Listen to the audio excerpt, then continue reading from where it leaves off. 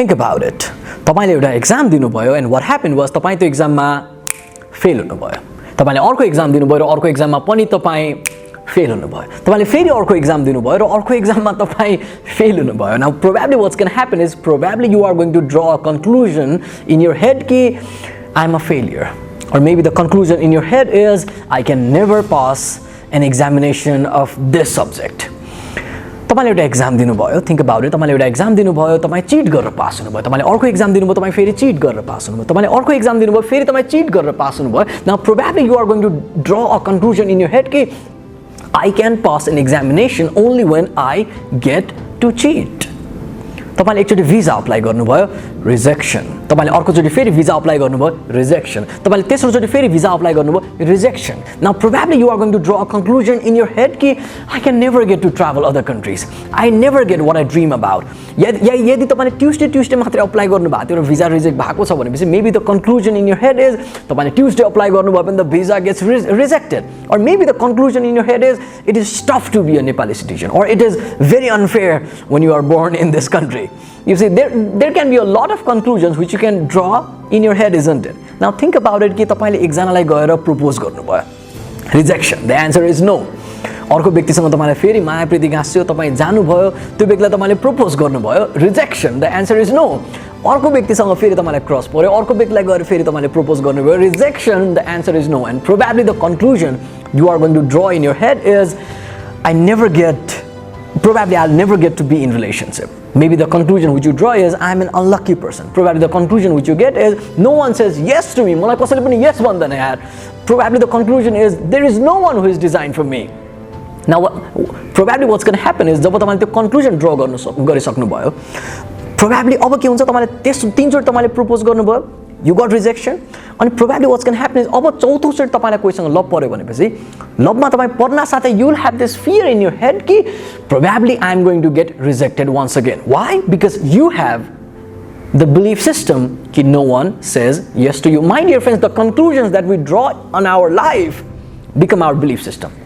The conclusions that we draw on our life based on some life experiences, those conclusions become our belief system. And the interesting thing about our belief system is belief system manufacture हुन्छ कुनै पनि अनुभवबाट जुन हामी conclusion draw गर्छौं त्यो conclusion को थ्रुबाट. And the interesting thing is अब त्यो belief system past को थ्रुबाट जुन present मा तपाईको belief system भएको छ, यो belief system को थ्रुबाट तपाई अब आफ्नो भविष्यलाई हेर्नुहुन्छ. भन्नुको अर्थ if your belief system is I can never pass an examination without cheating, past को एक्सपिरियन्सबाट तपाईको प्रेजेन्टमा त्यो बिलिफ सिस्टम आयो. अब तपाईले भविष्यमा तपाईको कुनै पनि एक्जाम हुन थाल्यो भने how do you say it? You see it कि मैले चिट गरेर नि बल्ल म पास हुन्छु नत्र म पास हुँदैन. तपाईले एकदमै मेहनत गर्नुस्, त्यही पनि यो बिलिफ सिस्टम इज मैले चिट गरेर नि म पास हुन्छु नत्र म हुँदिन. So you are going to see even that examination with the same belief system. If your belief system is मैले जति मेहनत गरे पनि I am only going to get failures in life भने यो बिलिफ सिस्टम तपाईको कहाँबाट आयो? कुनै पनि पास्टको इभेन्टमा when you really worked hard, you were not able to get good results in life, and त्यसको थ्रुबाट you drew this conclusion in your head कि I am a failure. Past को त्यो अनुभवबाट you have a new belief system कि I am a failure. अब यो belief system को थ्रुबाट you are going to see other future events as well. Now what's going to happen? अब you have a belief system कि I am a failure. भविष्यमा एउटा राम्रो तपाईको गाडी अपर्च्युनिटी आइराछ, तपाई त्यो अपर्च्युनिटी दिन जान साथै you will be scared this time. Why? किनकि तपाईको एउटा दिमागले के भन्छ? You are a failure. So before you try that event, before you try that action, before you try into that new opportunity, your mind will tell you that you are a failure. And since you believe you are a failure, त्यो action लिने बेला तपाईको performance is going to be down because your belief system is I'm unlucky, life is unfair, and I'm a failure. My dear friends, belief systems, they come from our past to our present, and those belief systems, they also guide our future. And you know what?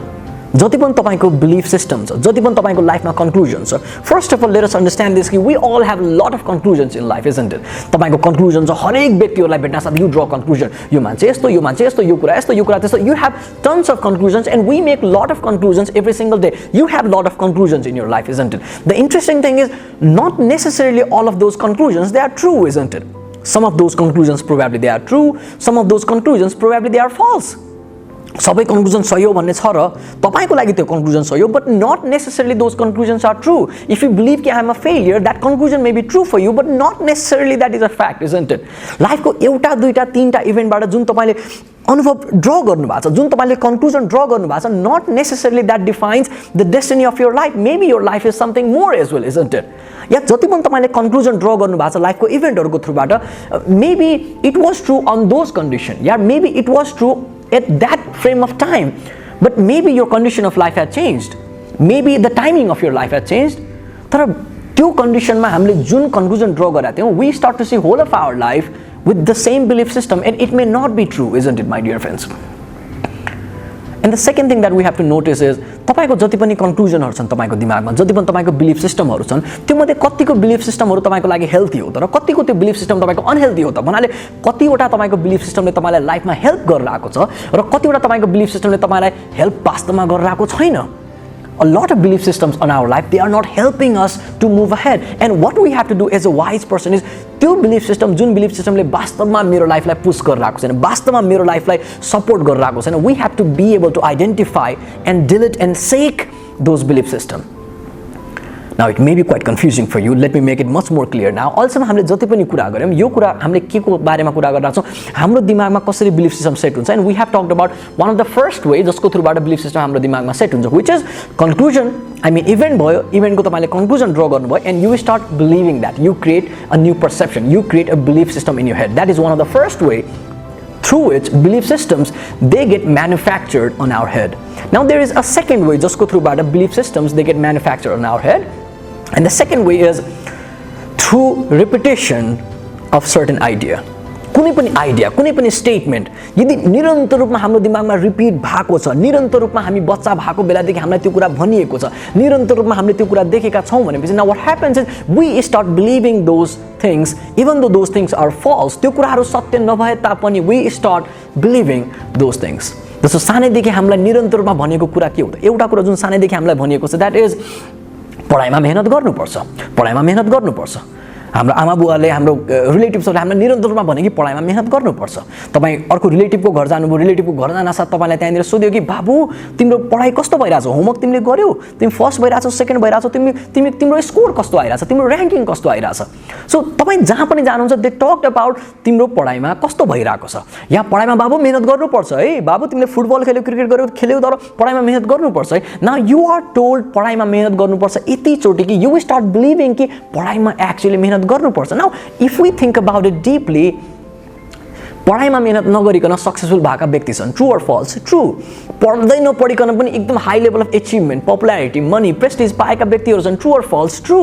So maybe पढाइमा मेहनत गर्नै पर्छ भन्ने necessary छैन but we start believing those things because we have been told of that idea consistently now I'm not saying पढाइमा मेहनत गर्नु हुन्न I'm just giving an example कि कुन चाहिँ तरिकाले हाम्रो बिलिफ सिस्टम दिमागमा सेट भइसक्छ अब once you start पढाइमा मेहनत गर्नुपर्छ now what is going to happen is भविष्यमा तपाई कुनै पनि सब्जेक्ट पढ्न थाल्नुस् तपाईलाई त्यो सब्जेक्ट मन नपर्ला या त्यो पढेर तपाईको करियरमा हेल्प हुन्न भन्ने तपाईलाई थाहा छ त्यही पनि you have this belief system कि पढाइमा मेहनत गर्नुपर्छ and you are going to work hard to study to cross that examination because you believe पढाइमा मेहनत गर्नुपर्छ one more thing that is going to happen is तपाईले कुनै पनि बच्चा बच्चीलाई देख्नु भयो र तपाईले थाहा पाउनु भयो कि यो बच्चा बच्ची त फर्स्ट हुन्छ यार सेकेन्ड हुन्छ यार instantly you are going to judge that person and say कि यो व्यक्ति भविष्यमा गएर राम्रो गर्छ है why because you have this belief system कि पढाइमा मेहनत गर्नुपर्छ र जो बच्चा पढाइमा मेहनत गर्छ that बच्चा is going to be successful versus जो बच्चा पढाइमा मेहनत गर्दैन that बच्चा is probably not going to be successful that is what your judgment is going to be because your belief system is पढाइमा मेहनत गर्नुपर्छ that is what you have been told bus